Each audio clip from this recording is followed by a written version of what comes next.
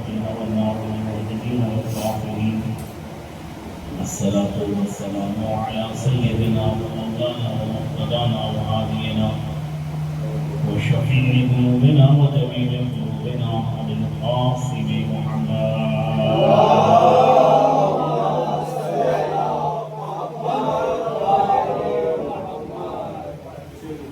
وعلى أهل بيته الطيبين الطاهرين المعصومين الذين أذهب الله عنهم الرجس وطهرهم تطهيرا.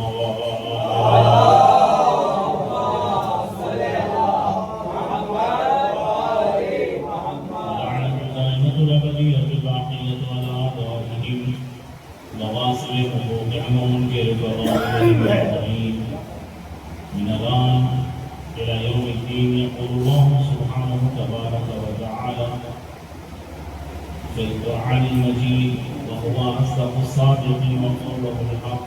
بسم الله الرحمن الرحيم. حافظوا على الصلوات والصلاة الوسطى وقوموا لله قانتين. صلى الله عليه محمد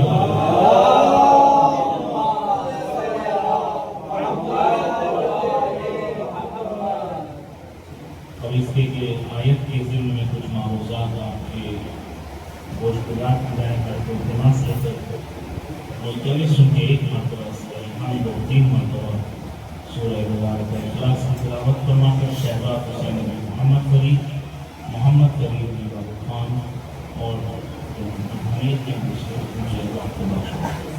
بسم اللہ الرحمن الرحیم.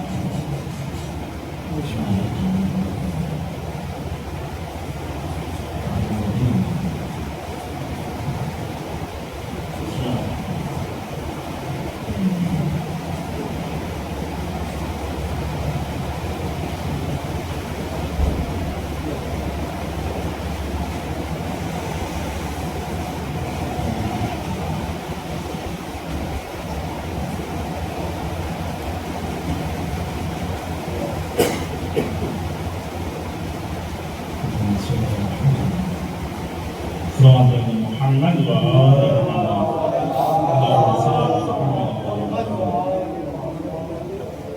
خدا یعلم قرآن مجید میں صاحبان ایمان اور صاحبان اسلام سے خطاب کرتے ہوئے کہہ رہا ہے کہ حافظوا علی الصلوات والصلاۃ الوسطیٰ، نمازوں کی حفاظت کرو اور درمیانی نماز کی حفاظت کرو.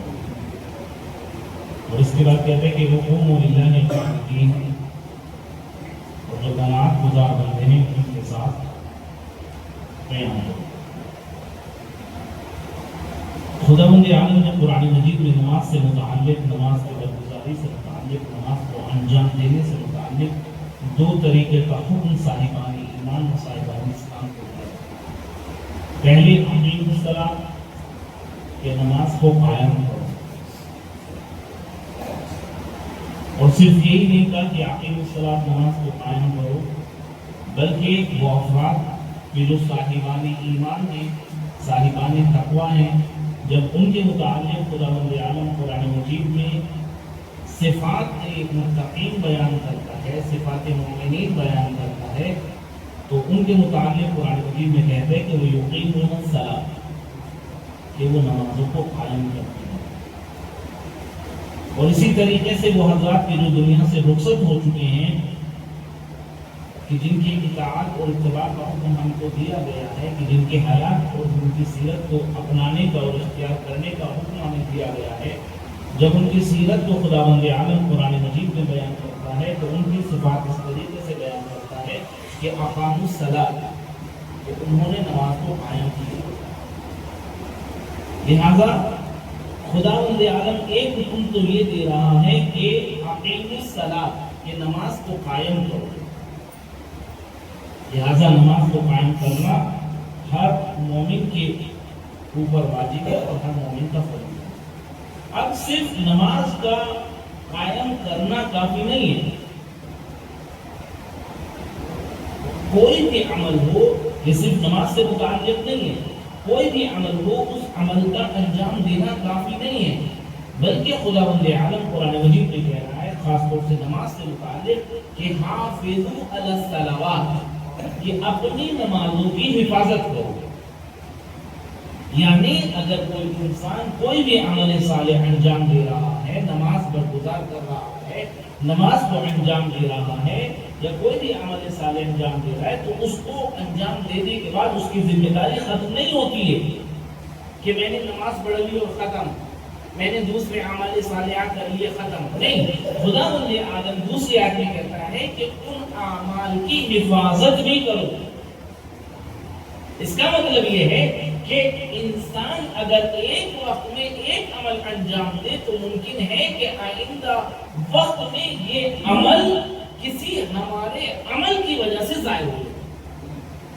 یہ ممکن ہے. اسی لیے خداوند عالم نے قرآن مجید میں کہا کہ حافظوا علی الصلوات، نمازوں کی حفاظت کرو.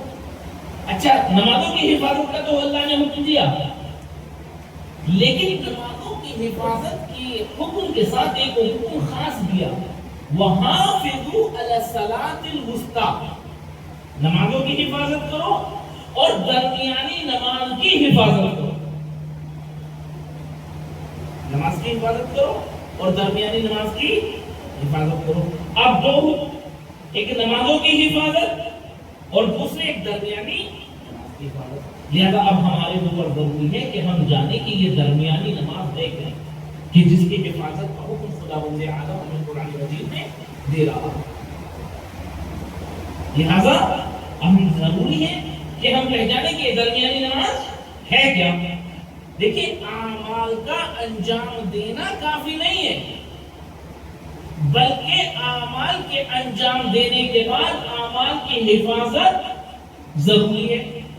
مثلا ہم کام کرتے ہیں، کچھ افراد ایسے ہیں جو بزنس کرتے ہیں، کچھ ایسے ہیں جو جاب کرتے ہیں، کہیں نہ کہیں مشغول ہے، انکم ہوتی ہے، پیسے آتے ہیں، جو پیسے روزانہ کے اخراجات میں خرچ ہوتے ہیں، ڈیلی ایکسپینسز ہوتے ہیں، ان میں خرچ ہوتے ہیں، اور جو بچ جاتے ہیں وہ سیونگ کرتے ہیں. تو یہ جو سیونگ ہے اس کو کیسے محفوظ کیا جاتا ہے؟ گھر میں ایسے ہی نہیں ڈال دیا جاتا کہ بس یہ آج بچ گئے تو ان کو ڈال دیجیے کہیں پہ.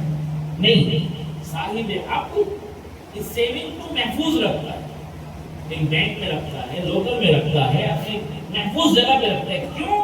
اس لیے کہ تاکہ یہ سیونگ وقت ضرورت کام آئے.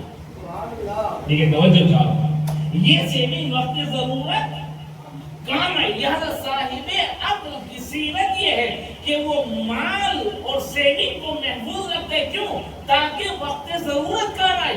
اللہ نے کہا نماز تو پڑھو مگر نماز کی حفاظت کرو. اللہ نے کہا نماز تو قائم کرو مگر نماز کے قائم ہونے کرنے کے ساتھ ساتھ نماز کی حفاظت کرو. کہا پروردگار کیوں؟ کہا یہ نماز میرے لیے نہیں ہے، خود تمہارے لیے ہے. یہ نماز میرے لیے نہیں ہے، خود تمہارے لیے. اس کا مطلب یہ جب اللہ نے کہا کہ نماز کی حفاظت کرو تو جیسے مال کی حفاظت کیوں؟ تاکہ وقت ضرورت نہ ہوئے. تو نماز کی حفاظت بھی ضروری ہے. کیوں؟ تاکہ قبر میں کام آئے اور آخرت میں کام آئے. ایک صلوات پڑھے محمد علیہ.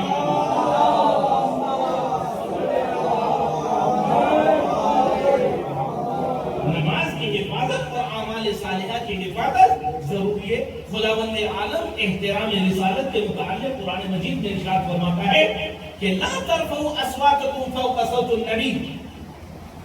صاحبان ایمان خبردار، صاحبان اسلام خبردار، کلمہ گو خبردار، ہمارے نبی کا احترام تم لوگوں پر واجب ہے.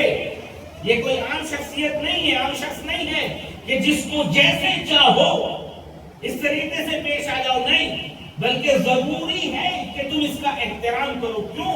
اس لیے کہ یہ رسول ہے، اس لیے کہ نمائندہ خدا ہے، اس لیے کہ یہ شخصیت بارز شخصیت ہے. کیوں؟ اس لیے کہ یہ اللہ کا رہبر ہے، اللہ کا امام ہے. اس کا احترام کیسے کریں؟ خداوند عالم نے قرآن مجید میں کہا لا ترفعوا اصواتکم فوق صوت النبی. اپنی آوازوں کو نبی کی آواز سے زیادہ بلند نہ کرو. لیکن توجہ چاہو، اپنی آوازوں کو نبی کی آواز سے بلند نہ کرو. کیوں؟ اس لیے کہ نبی کی آواز نبی کی آواز قابل احترام ہے، قابل عزت ہے، قابل شرف ہے.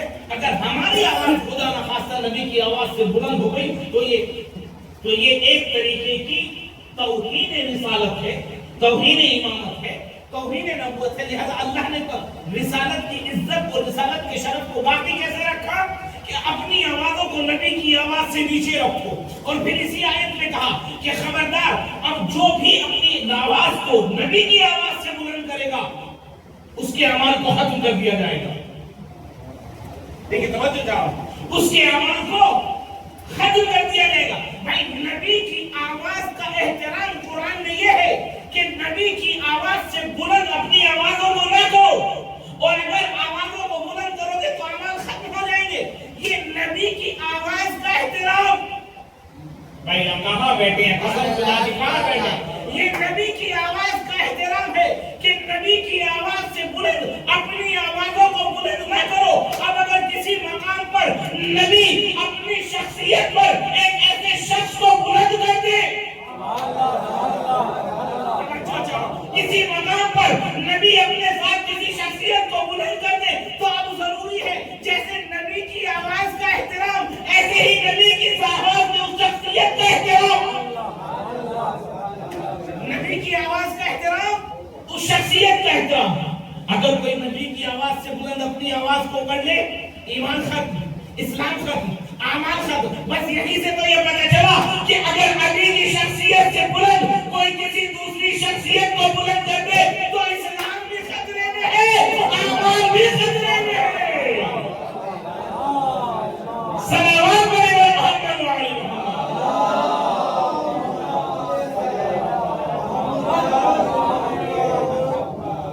لہذا حفاظت اعمال ضروری ہے. صرف کافی نہیں ہے کہ ہم نماز پڑھ لیں، روزہ رکھ لیں، حج کر لیں، عمرہ کر لیں، زیارتیں کر لیں. نہیں، ان کی حفاظت ضروری ہے تاکہ وقت ضرورت کام آئے. خدا مجھے نے قرآن مجید میں کہا حافظوا علی الصلوات، نمازوں کی حفاظت کرو. اچھا نمازوں کی حفاظت کیسے ہوگی؟ نمازوں کی حفاظت کو تو پتہ چلے کہ کیسے ہوگی. نمازوں کی حفاظت ایسے ہوگی کہ ان کو نمازوں کو نماز کے شرائط کے ساتھ ادا کرنا، ان کے اوقات میں ادا کرنا. میں نماز پڑھنا چاہتا ہوں، صبح کی نماز پڑھنا چاہتا ہوں، تو جس حالت میں ہوں اس حالت میں نہیں پڑھ سکتا، جن کپڑوں میں ہوں جس لباس میں اس میں نہیں پڑھ سکتا. نہیں، بلکہ ضروری ہے کہ بدن پاک ہو، ضروری ہے کہ لباس پاک ہو، ضروری ہے کہ لباس مباح ہو، ضروری ہے کہ شرائط نماز متحقق ہو. تبھی تو میری نماز پوری ہوگی، تبھی تو میری نماز کی حفاظت ہوگی. لہذا جب تک شرائط نماز متحقق نہیں ہوں گے تب تک نماز متحقق نہیں ہوگی، نماز کی حفاظت نہیں ہوگی. انہی شرائط میں سے ایک شرط ہے، ایک توجہ صاحب، انہی شرائط میں سے ایک شرط کیا ہے؟ جب انسان نماز پڑھنا شروع کرے تو ان شرائط میں سے ایک شرائط ہے قرائت. کہ مصلی نماز گزار قرات کرے. اور قرات کی حد کیا ہے؟ ایک حالت اختیاری ہے قرات کی، ایک حالت اضطراری ہے قرات کی. حالت اختیاری قرات کی کیا ہے؟ حالت اختیاری قرات کی یہ ہے کہ آپ رکعت اول اور رکعت دوم میں سورہ مبارکہ فاتحہ پڑھیں، یعنی سورہ حمد پڑھیں، اور سورہ حمد کے بعد کوئی بھی ایک دوسرا سورہ پڑھیں رکعت اول. یہ حالت اختیاری. رکعت دوم میں سورہ مبارکہ فاتحہ کے بعد آپ بہتر ہے کہ سورہ قل هو اللہ احد. یہ حالت اختیاری. اچھا حالت اضطراری کیا ہے؟ نماز کا وقت کم ہے، ہم سورہ حمد اور دوسرا سورہ مکمل نہیں پڑھ سکتے. اگر ہم مکمل پڑھیں گے تو نماز خارج ہو جائے گی، نماز کا وقت خارج ہو جائے گا. تو اب حالت اختیاری کے بعد حالت اضطراری یہ ہے کہ کم سے کم آپ اگر دوسرا سورہ یا کوئی بھی چھوٹے سے چھوٹا سورہ نہیں پڑھ سکتے تو کم سے کم سورہ حمد، کم سے کم سورہ حمد پڑھیں. دیکھیے نماز چاہے مستحب ہو، نماز چاہے واجب ہو، نماز چاہے حضر میں ہو یعنی مکمل ہو یا سفر میں ہو، نماز چاہے ادا ہو یا قضا ہو، کسی بھی صورت میں ہو، ضروری ہے کہ اگر انسان نماز پڑھ رہا ہے تو وہ قرات میں حمد اور دوسرا سورہ پڑھے. کوئی بھی نماز ہو، نماز ادا ہو کہ قضا ہو، نماز حضر میں ہو کہ سفر میں ہو، نماز مستحب ہو کہ واجب ہو، نماز فرض ہو کہ مندوب ہو، کیسی بھی نماز ہو، ضروری ہے کہ سورہ حمد پڑھے یا دوسرا سورہ پڑھے. لیکن اگر حالت اختیاری ہے، اگر حالت اختیاری ہے تو پھر آپ دوسرے سورے کو تو چھوڑ سکتے ہیں لیکن سورہ حمد کو نہیں چھوڑ سکتے. لیکن توجہ چاہیے، سورہ حمد کو تو چھوڑ سکتے ہیں مگر دوسرے سورے کو نہیں چھوڑ سکتے. لہذا اب اگر حالت اضطراری ہے تو آپ فقط سورہ حمد پڑھیں، رکوع کریں، سجدتین کریں اور اسی طریقے سے دوسری رکعت پڑھیں اور نماز کو تمام کر دیں. کوئی بھی نماز ہو، نماز مستحب ہو، نماز واجب ہو، نماز حضر میں ہو، نماز سفر میں ہو، نماز پوری ہو، نماز تمام ہو یا نماز قصر ہو، نماز قضا ہو کہ ادا ہو، ضروری ہے کہ یہ نماز سورہ حمد کے ساتھ ہو.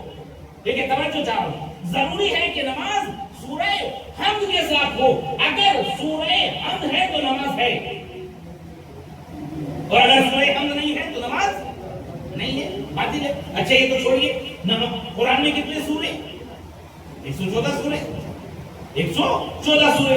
کہہ رہے ہیں ایک مسئلہ یہ بتائیے کہ ہم سورہ حمد نہیں پڑھ رہے، ہم سورہ حمد کو چھوڑ کے 113 سوروں میں سے کوئی ایک سورہ پڑھ رہے ہیں. سورہ انا اعطیناک لے لیجئے، سورہ قل هو اللہ احد لے لیجئے، قل اعوذ برب الناس لے لیجئے، سورہ اقتصار میں سے جو چھوٹے سورے ہیں ان میں سے کوئی چھوٹا سورہ لے لیجئے، یا جو سورہ طوال ہے ان سورہ مطولہ میں سے کوئی لے لیجئے. کہ نہیں، 113 سوروں میں سے کوئی بھی سورہ لے لیجئے، آپ کی نماز نہیں ہوگی کب تک؟ جب تک کہ سورہ حمد نہ ہو. دیکھیں توجہ چاہو، جب تک کہ سورہ حمد نہ ہو. اس کا مطلب یہ ہوا کہ اگر ہمیں نماز کو نماز رکھنا ہے تو ضروری ہے کہ نماز میں سورہ حمد پڑھے. اب مجھے پیغمبر کی ایک حدیث یاد آ رہی ہے. پیغمبر نے کہا کہ زینوا مجالسکم بذکر علی بن ابی طالب. اللہ اکبر، اللہ اکبر. پیغمبر نے ارشاد فرمایا کہ اپنی مجلسوں کو زینت دو ذکر علی بن ابی طالب کے ذکر سے. جب 113 سوروں کے بعد بھی سورہ حمد پڑھنے واجب ہے، 113 سوروں میں سے کوئی بھی سورہ کافی نہیں ہوگا. ضروری ہے کہ سورہ حمد پڑھے ورنہ نماز نہیں ہوگی. پیغمبر نے کہا کہ اپنی مجلسوں کو زینت دو علی کے ذکر سے. اس کا مطلب یہ ہوا کہ مجلس تبھی ہوگی جب علی کا ذکر ہوگا. اللہ اکبر. مجلس تبھی ہوگی جب علی کا ذکر ہوگا. بھائی خیروں بن جاؤ، تمہاری مجلس نہیں ہے جب تک علی نہ ہو. صلوات علی محمد وعلی محمد.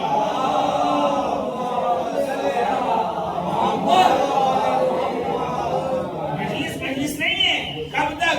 جب تک کہ ذکر علی نہ ہو. اللہ اکبر. ذکر علی کے متعلق ایک چیز یاد آ گئی، وہ آپ کے سامنے پیش کرنا چاہتا ہوں. مجلس نہیں ہے کب تک؟ جب تک کہ ذکر علی نہ ہو. ہم ذکر علی کرتے کیوں ہیں؟ قسم خدا کی یہ سنیے کہ ہم ذکر علی کرتے کیوں ہیں. اہل سنت نے اپنی کتابوں میں لکھا کہ 72 مرتبہ، کم سے کم 72 مرتبہ شیخین نے اپنی زبان سے کہا. 72 مرتبہ کیا؟ کہ لولا علی لہلک، لولا علی لہلک، لولا علی لہلک. کہ اگر علی نہ ہوتے تو میں ہلاک ہو جاتا، اگر علی نہ ہوتے تو میں ہلاک ہو جاتا، اگر علی نہ ہوتے تو میں ہلاک ہو جاتا. ہم نے نہیں لکھا، انہوں نے لکھا. 1 مرتبہ نہیں، 2 مرتبہ نہیں، 3 مرتبہ نہیں، 72 مرتبہ کہا کہ اگر علی نہ ہوتے تو میں ہلاک ہو جاتا. بھائی ہم علی کرتے ہی اس لیے ہے جب علی دنیا میں اپنے دشمن کی مدد کر سکتا ہے تو آخرت میں اپنے چاہنے والے.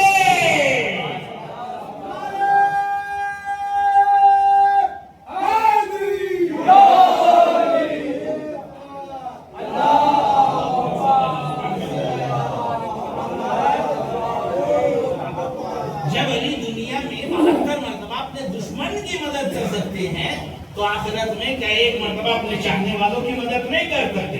اللہ اکبر. حافظوا علی الصلوات, نمازوں کی حفاظت کرو. والصلاۃ الوسطی, دیکھیں میں اپنے موضوع پر آ رہا ہوں. والصلاۃ الوسطی, درمیانی نماز کی حفاظت کرو. یہ درمیانی نماز ہے کیا؟ ہے کیا درمیانی نماز؟ اب اقوال رائے علماء اہل سنت کہتے ہیں درمیانی نماز نماز ظہر.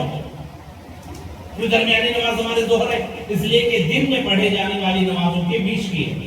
ایک نماز صبح دن میں پڑھی گئی, ایک نماز عصر دن میں پڑھی گئی. تو درمیانی نماز کو نماز ظہر, یا درمیانی نماز کو کہتے ہیں نماز ظہر. بعض افراد کہتے ہیں کہ نہیں, نماز درمیانی نماز نماز ظہر نہیں ہے بلکہ نماز عصر. کیسے کہ دو ادھر دو ادھر.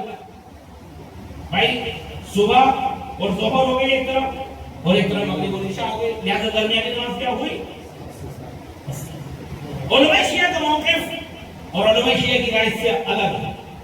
وہ اس بات کو قبول نہیں کرتے کہ درمیانی نماز کیا ہے. بہت توجہ چاہوں آپ کی, انشاءاللہ محسوس ہوں گے اور سمجھیں گے کہ درمیانی نماز کیا ہے. درمیانی نماز ہے کیا؟ علماء شیعہ کہتے ہیں کہ نہیں, یہ رائے بہتر نہیں ہے. اپنی رائے سنیں کہ علماء شیعہ رائے کیا دیتے ہیں. ہم لوگ 23 رمضان المبارک کو جب پوری رات جاگتے ہیں, شب بیداری کرتے ہیں, تو آپ حضرات نے 100 رکعت نماز پڑھتے ہیں, ہم بھی پڑھتے ہیں, سبھی حضرات 100 رکعت نماز پڑھتے ہیں. جن کی قضا نہیں ہے وہ حساب پڑھتے ہیں, جن کی قضا ہے وہ قضائے پوری پڑھتے ہیں. یہ نماز کہاں سے شروع کرتے ہیں؟ ظہر سے شروع کرتے ہیں. یہ نماز ظہر سے شروع کرتے ہیں. ظہر, اس کے بعد عصر, اس کے بعد نماز صبح یعنی فجر ہو گئی. نماز ظہر سے شروع کرتے ہیں. نماز ظہر سے شروع کیوں کرتے ہیں؟ دیکھیں پہلی بات یہ کہ نماز درمیانی نماز کون سی؟ نماز مغرب.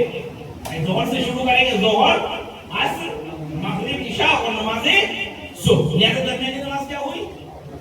مغرب. پوری توجہ کے ساتھ سنیے گا. درمیانی نماز کیا ہوئی؟ نماز مغرب. تو ظہر سے شروع کیوں کرتے ہیں؟ کہ کوئی تو وجہ ہوگی کہ ظہر سے شروع کرتے ہیں, ورنہ حقیقت تو یہ ہے, ورنہ ظاہراً تو یہ ہے کہ نماز صبح سے شروع کرنا چاہیے, کیونکہ دن کا آغاز نماز صبح سے ہوتا ہے. تو سنیے کہ نماز ظہر سے شروع کیوں کرتے ہیں. معصوم ارشاد فرماتے ہیں کہ جو نمازیں ہم پڑھتے ہیں 5 وقت کی نمازیں, یہ ایک نہ ایک معصوم سے منسوب ہے. اللہ اکبر. دیکھیں, حافظوا علی الصلوات والصلاۃ الوسطی, نمازوں کی حفاظت کرو اور درمیانی نماز کی حفاظت کرو. درمیانی نماز کون سی ہے؟ نماز مغرب. معصوم کہتے ہیں کہ جو نمازیں آپ پڑھتے ہیں اور ہم انجام دیتے ہیں, یہ ایک نہ ایک معصوم کی طرف منسوب ہے. وہ کہتے ہیں کہ نماز ظہر ہے پیغمبر اسلام سے منسوب. اللہ, نماز ظہر ہے پیغمبر اسلام سے منسوب. نماز عصر مولا علی سے منسوب. نماز مغرب اللہ, نماز عصر نماز مغرب حضرت زہرا سے منسوب. نماز عشاء امام حسن سے منسوب. اور نماز صبح امام حسین سے منسوب. دیکھیں, نماز صبح امام حسین سے منسوب. اب میں سورہ پڑھوں, بسم اللہ الرحمن الرحیم. والفجر, اللہ اکبر, والفجر وليال عشر. فجر کی قسم اور 10 راتوں کی قسم. یہ 10 راتیں کون ہیں اور یہ فجر کون سی ہے؟ کہاں فجر ہے؟ طلوع فجر عاشورہ. اور 10 راتیں ہیں محرم کی 10 راتیں. اس کا مطلب یہ ہوا کہ خدا رب عالم چاہتا ہے کہ نمازوں کی حفاظت ہو. لہذا نماز فجر کیا ہوئی؟ نماز امام کس سے منسوب ہوئی؟ امام حسین سے منسوب. اب میں دوبارہ اپنے بچوں کے لیے, نمازوں کی حفاظت کرو, درمیانی نماز کی حفاظت کرو. درمیانی نماز کون ہے؟ مغرب. اور ہر ایک نماز ایک امام سے منسوب. نماز ظہر پیغمبر اسلام سے منسوب. نماز عصر امیر المؤمنین سے منسوب. نماز مغرب صدیقہ طاہرہ سے منسوب. نماز عصر حسن مجتبی سے منسوب. اور نماز صبح امام حسین سے منسوب. اس کا مطلب یہ ہوا کہ جب اللہ نے کہا کہ نمازوں کی حفاظت کرو اور درمیانی نماز کی حفاظت کرو, اللہ نے تمام نمازوں کی حفاظت کا تو حکم دیا, لیکن مغرب کی نماز کے بارے میں خصوصی کہا کہ مغرب کی نماز کا حفاظت کرو. یعنی حضرت زہرا کو ہے کہ نماز میں بھی اس کے ساتھ ہے, اور جب ذکر ہو تب بھی سلام ہوں فاتحہ وہ ابوہا وہ بالوہا وہ بنوہا.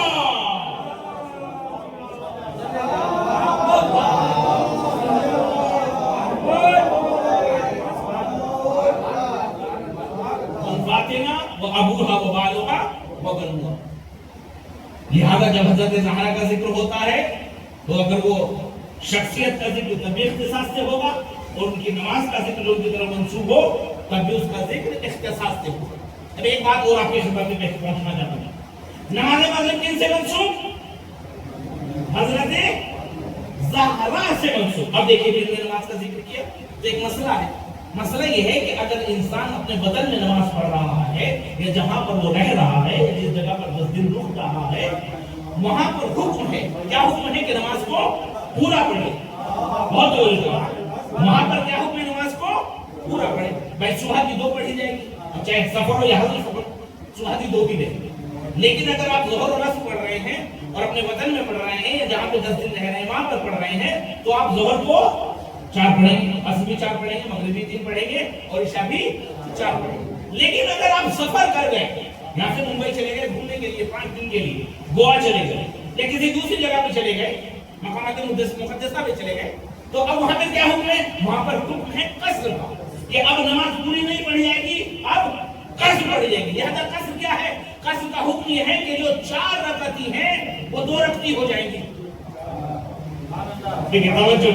جو 4 رکعتی ہیں وہ 2 رکعتی ہو جائیں گی۔ اب ظہر 4 تھی 2 ہو گئی، عصر 4 تھی 2 ہو گئی، عشاء 4 تھی 2 ہو گئی۔ اب قانون تو یہ تھا کہ جو 2 یا 2 سے زیادہ ہو، 2 سے زیادہ ہو وہ کیا ہو؟ وہ آدھی ہو جائے۔ پروردگار نماز مغرب بھی تو 3 رکعت تھی، بھائی توجہ چاہو، پروردگار نماز مغرب بھی تو 3 تھی، اس کو بھی تو آدھا ہونا چاہیے تھا کہ نہیں؟ کہا نماز مغرب ہے حضرت زہرا سے منسوب، کہا نماز مغرب ہے حضرت زہرا سے منسوب، اور ہم نہیں چاہتے کہ حضرت زہرا کے حق میں کبھی ہو۔ بھائی یہاں سے ایک مسئلہ سمجھ میں آیا، جب اللہ کو حضرت زہرا کی طرف منسوب شدہ نماز میں کٹوتی ممکن نہیں ہے، تو حضرت زہرا کے حق میں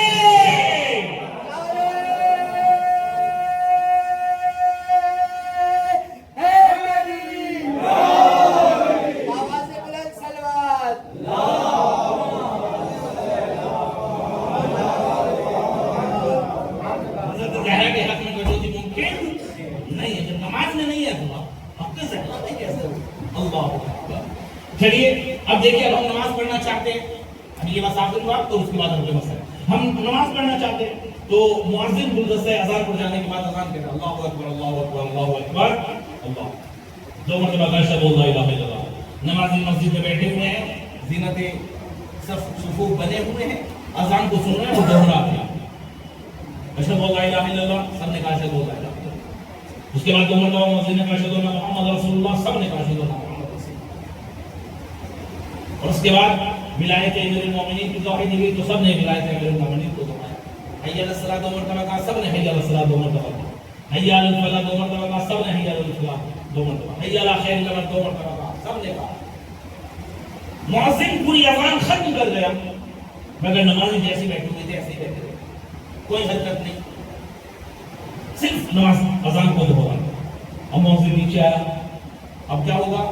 نماز کے اذان کے بعد اب مقیم کھڑے ہوئے، اقامت دینے والے کھڑے ہوئے، انہوں نے کہا اللہ اکبر اللہ اکبر، سب نے کہا اللہ اکبر اللہ اکبر، اشہد ان لا الہ الا اللہ اشہد ان لا الہ الا اللہ، سب نے دہرایا اشہد ان لا الہ الا اللہ۔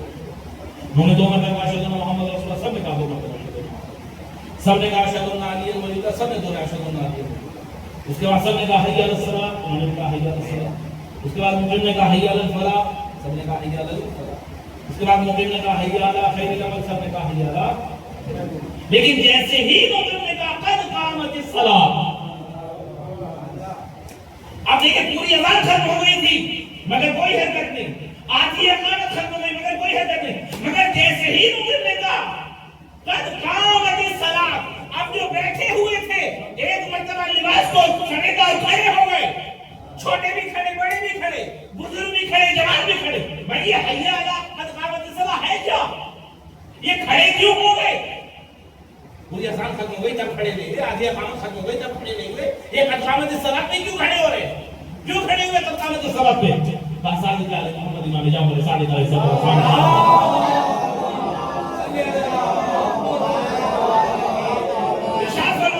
کہ جب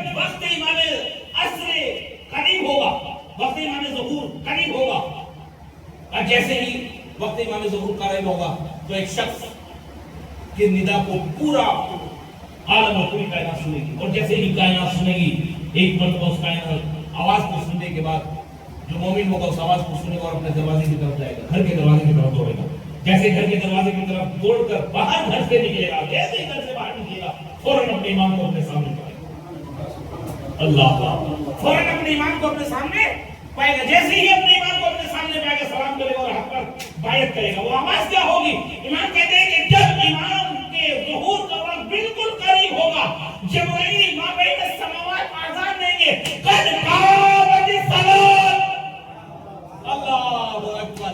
جبرائیل ما بین السماوات آزان دیں گے، قد قامت الصلاۃ. نماز قائم کر دی گئی ہے، نماز قائم کر دی گئی ہے، نماز قائم کر دی گئی ہے. اس کا مطلب یہ ہے کہ نماز میں قد قامت الصلاۃ کہہ کر آپ کو اٹھایا نہیں جا رہا ہے، بلکہ امام کے ظہور کے لیے آپ کو آمادہ کیا جا رہا ہے. صلوات محمد علیہ محمد.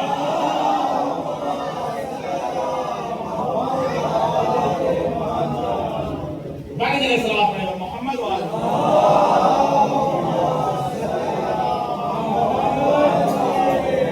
اب دیکھیں کیونکہ اذان کا ذکر آیا تو مجھے ایک چیز یاد آ گئی، وہ میں ذکر کرنا چاہتا ہوں اور رابطے مسائل معذرت کے ساتھ. کیونکہ نماز اذان کا ذکر آیا تو اس لیے میں ذکر کرنا چاہتا ہوں. شب ہجرت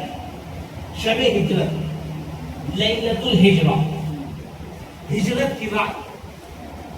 امیر المومنین بستر نبی پر سوئے اور اس طریقے سے سوئے کہ اللہ اپنے نفس کو لے کر اللہ کی مرضی سوئے کہ نہیں سوئے.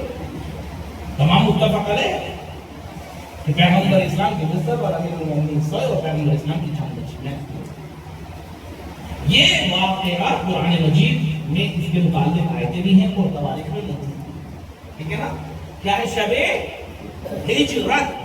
شب ہجرت کیونکہ نماز اذان سے متعلق ہے، اس وجہ سے میں آپ کے خدمت میں بیان کرنا چاہتا ہوں، ورنہ ارادہ نہیں تھا. اب سنیے، آپ سب نے اذان سنی ہے نماز صبح؟ جب صبح کی اذان کا وقت ہوتا ہے تو آپ سب آپ نے اذان سنی ہے کہ نہیں سنی؟ سب سنتے ہیں. اچھا ہماری اذان تو چاہے صبح کی اذان ہو، ظہر کی اذان ہو، مغرب کی ہو، عشاء کی ہو، کوئی سی نماز ہو، اذان ہو، سب ایک سی ہے. کوئی فرق تو نہیں ہے، کوئی فرق نہیں ہے. لیکن اہل سنت کے یہاں فرق ہے، اہل سنت کے یہاں پر فرق ہے. میرے بچے خاص طور سے سنیں کیونکہ وہ نماز صبح پہ جو اذان اہل سنت کے یہاں پہ ہوتی ہے اس وقت انہوں نے وہ اذان نہیں سنی. نماز ظہر، عصر، مغرب اور عشاء کی ان کی اذان ایسی ہوتی ہے جیسے سب اذانیں ہوتی. لیکن جب وہ صبح کی اذان دیتے ہیں، صبح کی اذان، تو صبح کی اذان میں دو فکروں کا اضافہ کرتے ہیں. پسند خدا کی دو فکروں کا اضافہ کرتے ہیں. وہ کیا کہتے ہیں؟ الصلاۃ خیر من النوم. جنہوں نے نہیں سنی وہ اب ضرور سنیے. کیا کہتے ہیں؟ الصلاۃ خیر من النوم. خبردار، نیند سے بہتر، اللہ، نیند سے بہتر نماز ہے. نماز نیند سے بہتر ہے.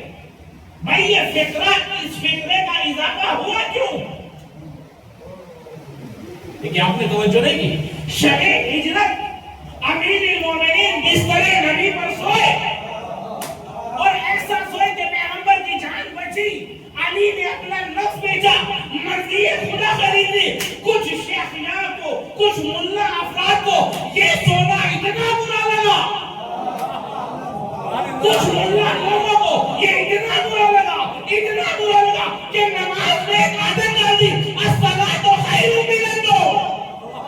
نماز نیند سے بہتر، نماز نیند سے بہتر، نماز سونے سے بہتر. بس میں کہنا چاہوں گا، ارے جس کا سونا خدا کو پسند آ گیا ہو،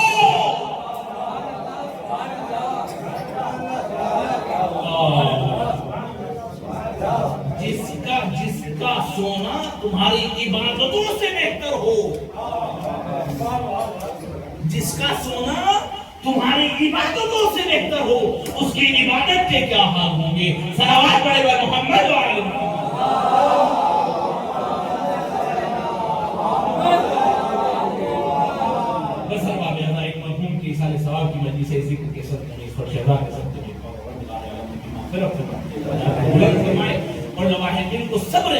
عنایت فرمائے. قسم خدا کی اگر کربلا اور معصومین کا غم ہمارے ساتھ نہ ہوتا تو یہ جو ہمارے اقربا ہمارے رشتہ دار ہمارے ساتھ چھوڑ کر چلے جاتے ہیں ہمارے لیے درد برداشت کرنا مشکل ہے. مگر ہم اپنے غم کو کربلا کے غم سے ملا کر اپنے غم کو ہل کرتے ہیں. اس لیے کہ ہمارے جوان علی اکبر سے بہتر نہیں ہے. ہمارے جوان علی اکبر سے بہتر نہیں ہے. ہمارے بچے علی اصغر سے بہتر نہیں ہے. احباب رضا ایک باپ کا پرسہ دینا کس کو دینا ہے؟ بیٹوں کو. کس کو دینا ہے؟ بیٹوں کو. دیکھیں جب بھی کوئی شہید میدان کربلا میں جاتا تھا اور شہید ہوتا تھا تو شہید کا جنازہ خیمے میں آتا تھا اور سب بیویاں مل کر امام حسین کو تسلی اور خوشخبری دیتی. اللہ مگر جب امام حسین رخصت آخر کے بعد کربلا میں گئے ہیں اور میدان میں گئے ہیں رخصت آخر کر کے اور ایک مرتبہ قد آواز بلند ہوئی الا قد قتل الحسین بکربلا الا قد ذبح الحسین بکربلا. زینب جناب امام زین العابدین کے پاس آئی اور انہوں نے بات کہا کہ اے میرے بھائی کی جان ذرا دیکھو تو کیا آواز ہے.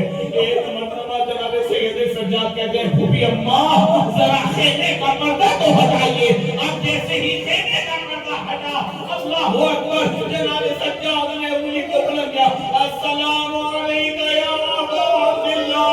اے بابا ارے سید سجاد کا آخری سلام. دیکھیں جب بھی کوئی شہید ہوتا تھا امام حسین آ کر اس کے لاحقین کو تسلی دیتے تشفی دیتے. مگر امام حسین کے بعد اللہ اکبر زینب ہے سکینہ ہے جناب سید سجاد ہے.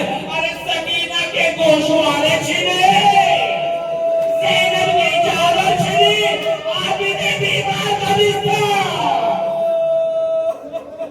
اللہ اکبر عابد بیمار کا بستر چھنا.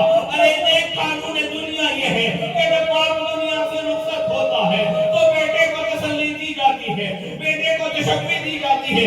ارے پریشان نہ ہو ہم آپ کے ساتھ ہیں ہم آپ کے ساتھ کھڑے ہوئے ہیں. امام حسین جو دنیا سے رخصت ہوئے سید سجاد جو یہ سوچ رہے ہوں گے کہ میرے باپ کی تسلی دی جائے گی میرے بابا کی تشفی دی جائے گی.